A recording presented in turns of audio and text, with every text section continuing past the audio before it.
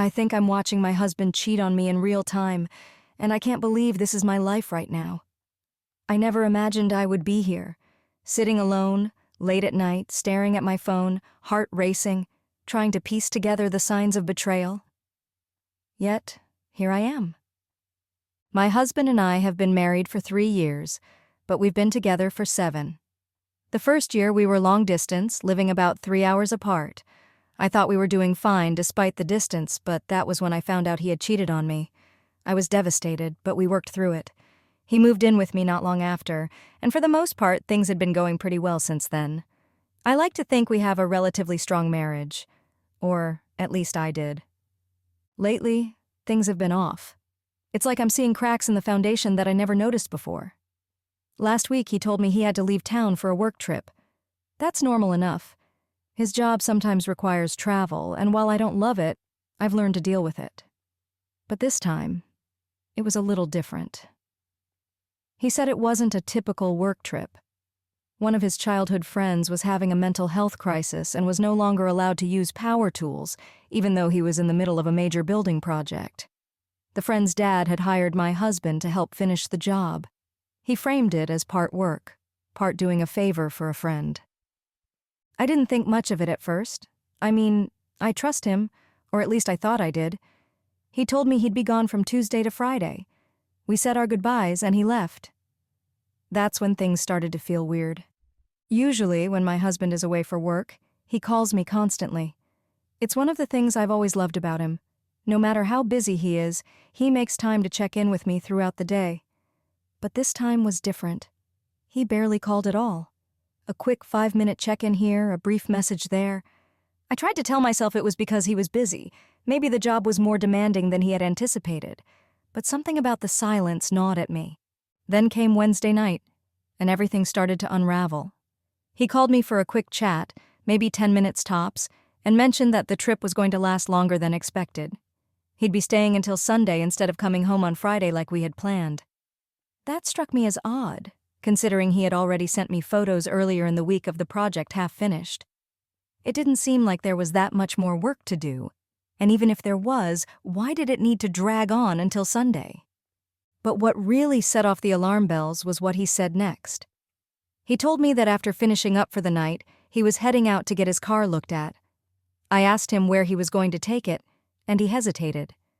Finally, he said he was going to see a buddy in the next town over, an hour away, who would give him a quote and take care of it the next day. It was almost 10 p.m. at that point. Who gets their car looked at that late at night? It felt off, really off. I know my husband's friends. He only has 2 friends who still live in that town, and neither of them knows the first thing about cars. And for him to just say a buddy instead of naming the friend? That wasn't like him. He always tells me where he's going and who he's seeing. Always. A pit started to form in my stomach, and I knew I couldn't just sit there wondering. We have a tracking app that we use for our kids, so I decided to check it. I'm not usually the type to snoop, but something about the whole situation was nagging at me. When I opened the app, my worst fears started to take shape. He had arrived at this buddy's place at midnight, 2 hours after we had spoken, and he was still there. It wasn't his friend's house. It was now 3 a.m., and I was sitting in bed staring at the app, my heart pounding in my chest. I didn't want to believe what my gut was telling me, but the evidence was right there. My husband was somewhere I didn't know, with someone I didn't know, in the middle of the night. And I just knew. I knew what was happening. He was cheating on me. I could feel it in every fiber of my being. I wanted to scream. I wanted to throw my phone against the wall, to wake up from this nightmare. But instead, I just sat there, frozen in shock and disbelief. How could this be happening again? How could the man I trusted, the man I had worked so hard to forgive after his first betrayal, be doing this to me again? I wanted to call him, to demand answers, but I knew I wouldn't get the truth. Not yet, at least. My best friend was asleep, and I felt like I had no one to turn to. I was trapped in this moment, alone, with nothing but my suspicions and the sinking feeling in my stomach. I lay there, staring at the ceiling, waiting for the hours to pass. I didn't sleep, I couldn't. My mind was racing with thoughts of betrayal, anger, and heartbreak. I thought we had moved past this. I thought we had built something stronger. But now, all of that seemed like a lie. Everything felt like a lie. When morning finally came, I was still in bed, my eyes burning from lack of sleep. I kept checking the app throughout the night, watching the dot on the map, hoping he would leave, hoping there would be some reasonable explanation for why he was there. But he stayed. He stayed all night. I felt sick. I couldn't eat. I couldn't think about anything else. I spent the morning in a daze, replaying every interaction we'd had over the past few weeks, looking for signs that I had missed. Had there been red flags that I had ignored? Had he been distant? Were there subtle changes in his behavior that should have tipped me off sooner? I racked my brain, trying to make sense of it all. How long had this been going on? Was it a one-time thing? Or had he been seeing this woman for months, maybe even longer? He finally called me around noon.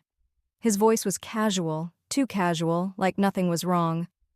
He told me that the car was being worked on and that he'd be busy for the rest of the day. Busy. That word made me want to scream.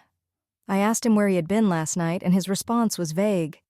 He said something about staying over at his buddy's place after dropping the car off.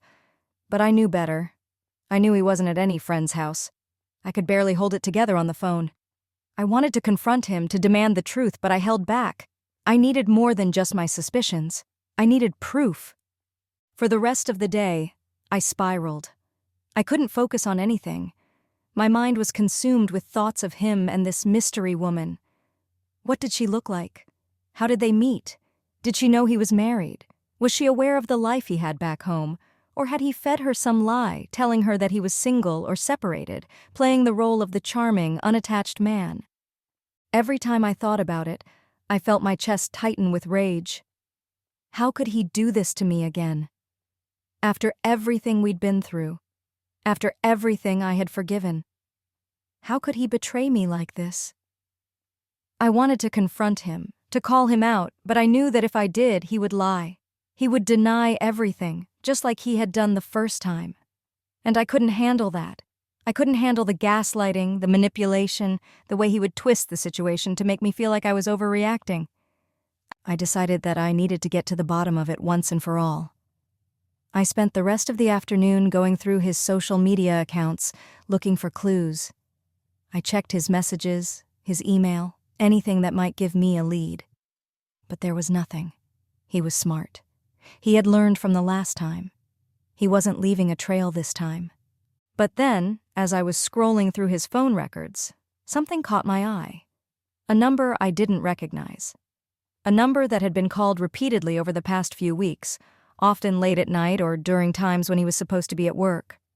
My heart raced as I jotted it down. This was it. This was my lead. I thought about calling the number right then and there, but I hesitated.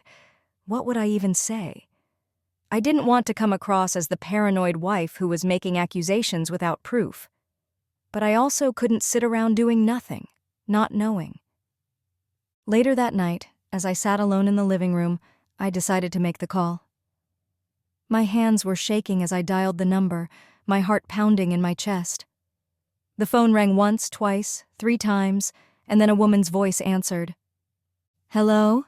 she said, her tone unsure. I froze. I hadn't thought this through.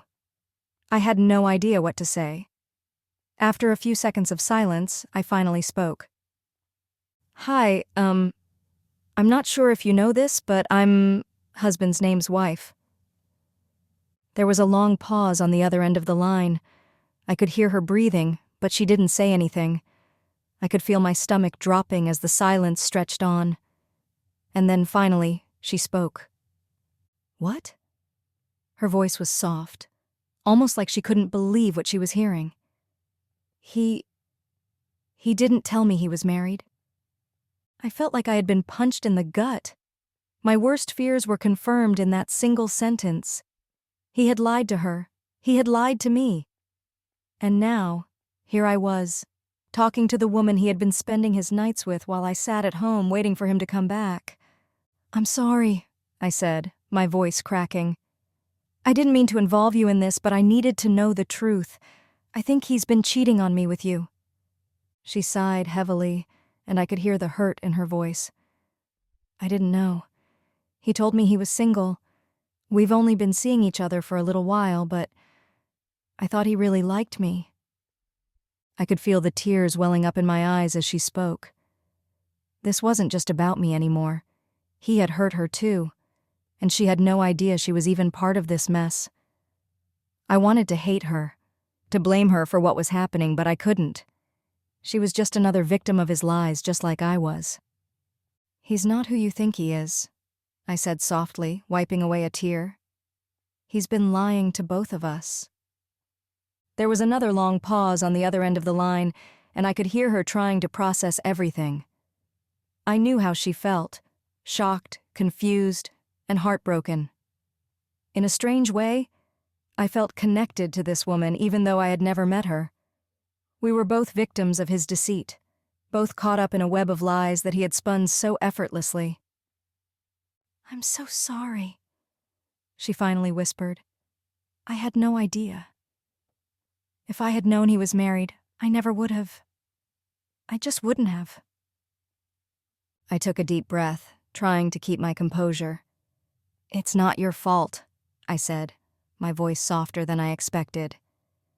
"He's good at hiding things.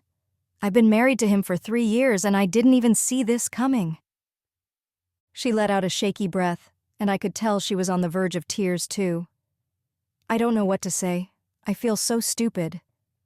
"You're not stupid," I replied. "He's the one who's wrong here. He's the one who lied. We're both caught in his mess." For a moment, neither of us spoke. The silence felt heavy, but also strangely comforting. We were both trying to figure out what to do next, how to move forward from this betrayal. I didn't know what she would do, but I knew what I had to do. I had to end this. After a few moments, she spoke again, her voice small and uncertain. "What are you going to do?" I wiped my face, feeling the weight of the decision I had made days ago finally settle in. "I'm leaving him," I said, my voice stronger now. "I can't do this anymore. I've been through this once before with him, and I forgave him, but this is too much. I deserve better than this." She was quiet for a moment, and then she said something that surprised me. "You're right. You do deserve better. So do I." I hadn't expected her to say that, but it made sense. She had been hurt just as much as I had. Maybe she hadn't invested years into a marriage with him, but she had put her trust in him, believed his lies, and thought he cared about her. And he had shattered that trust just as easily as he had shattered mine. "Are you going to keep seeing him?" I asked, not because I wanted to know for myself, but because I was worried for her. I didn't want her to fall back into his trap. I didn't want her to get hurt again. She sighed. "No, I can't. Not after this. I don't know what I was thinking, but I guess I just wanted to believe that someone cared about me, you know? But this is too much." I nodded, even though she couldn't see me. "I get it. I really do." We talked for a little while longer, sharing our stories, piecing together the timeline of his betrayal. The more we talked, the angrier I became. He had played both of us, made us both feel like we were important to him, and all the while he was living a double life. I couldn't believe I had fallen for it again. Eventually, we said our goodbyes and I hung up the phone, feeling a strange mixture of sadness and relief. I had my proof now. I wasn't crazy. I hadn't imagined the red flags, and my gut had been right all along. But that didn't make it any easier. Knowing the truth didn't take away the pain. It just made it real. I spent the rest of the night thinking about my next steps. I knew I couldn't stay with him. I couldn't pretend that everything was fine, that we could work through this like we had in the past. This was different. This was the end. The next morning, he came home. I had spent the entire week gathering the information I needed for a divorce. I had been to a lawyer, set up my finances, and mentally prepared myself for the conversation I was about to have.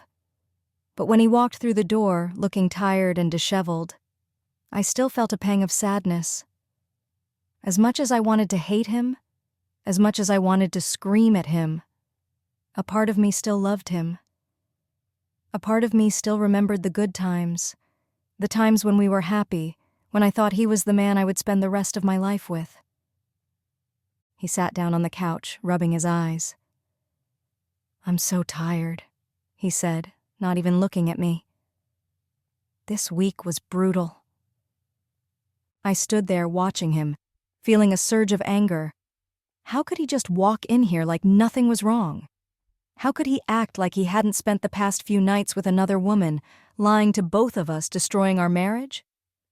"I know," I said, my voice cold and flat. He finally looked up at me, his brow furrowing in confusion. "What do you mean?" "I know where you've been," I said, my voice trembling with anger. "I know about her." For a moment he just stared at me, his face pale, and then, like clockwork, the excuses started. He told me it wasn't what I thought, that he hadn't slept with her, that he had just gone over to her house because she made it easy to give her attention. He admitted to entertaining her, but claimed he hadn't actually cheated. He even had the audacity to tell me that he spent the night at her house, but didn't sleep with her. I couldn't believe what I was hearing. Did he really think I was that stupid? Did he really think I would believe that he spent the night with another woman and nothing happened? I stood there, watching him try to dig himself out of the hole he had created, and I realized that I was done. I was done with his lies, his manipulation, his selfishness. I didn't need to hear any more.